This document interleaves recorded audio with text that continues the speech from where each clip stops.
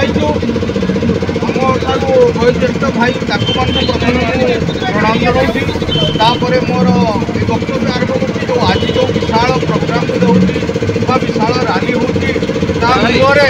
कारण कौन एवं केमी हवा जाऊँगी सर नमस्कार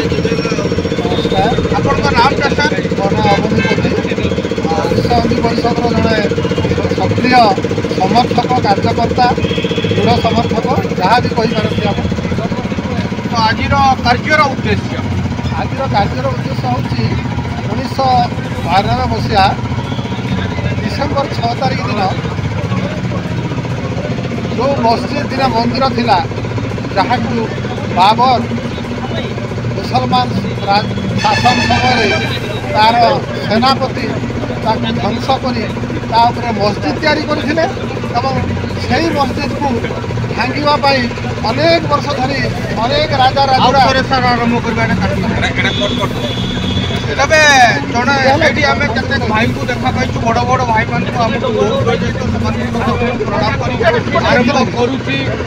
भाई नमस्कार जो आम कार्यक्रम आज अच्छी गोटे विशाल रैली ता मूल उद्देश्य कौन आमी कर आज कार्यक्रम उद्देश्य हूँ बाबरी मस्जिद ध्वंसर स्मृति को आम आज जनयात्रा बजरंग दल तरफ विश्व हिंदू परिषद तरफ यात्रा करी आम लोक मान भितर से जो शौर्य आज ये यात्रार नाम हूँ शौर्य जागरण यात्रा शौर्यर अर्थ आम जहाँ कहूँ शौर्य वीर्य आमर वीरत्व आमर शक्ति आमर निष्ठा आमर पराकाष्ठार जो अर्थ शौर्यता वीर्यता तार प्रमाण देवाई आज आमर यात्रा हम एवं लोक मान भितर सचेतन हम जे गोटे विराट मस्जिद को जोटा कि मोगल सम्राट समय आमर गोटे हिंदू मंदिर को से भांगी मस्जिद तैयारी करते जो डिसेम्बर 6 तारिख से अगणित करसेवक हजार हजार लक्ष करसेवक जाई अल्प मुहूर्त भांगी देते आज जमी सुंदर अति शौर्यपूर्ण अति वीर्यपूर्ण अति सुंदर ढांचार विश्व प्रसिद्ध राम मंदिर प्रतिष्ठा हो पारी यही सब जिनस को लोकलोचन को आने ये यात्रार उद्देश्य सारा युवक मैंने बजरंग दलर सहर परिक्रमा करेंगे रामचंद्र नारा दिज्व यही दिन को यार स्मृति बहन करी केवल स्मृति बहन करी पालन कले हेब ना जो जो जो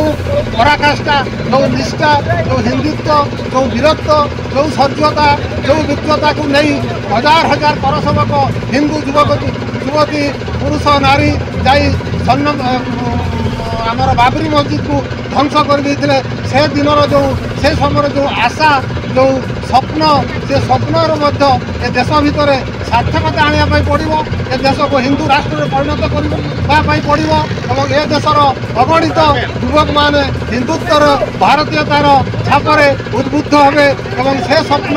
आगामी दिन में जमी ए देश में प्रतिफलित साकार हम तारी मूल उद्देश्य हूँ आज जागरण यात्रा।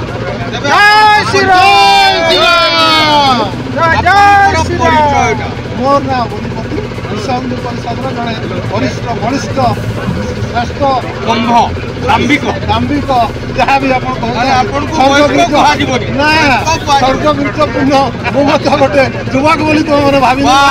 जय श्री राम जय श्री राम धन्यवाद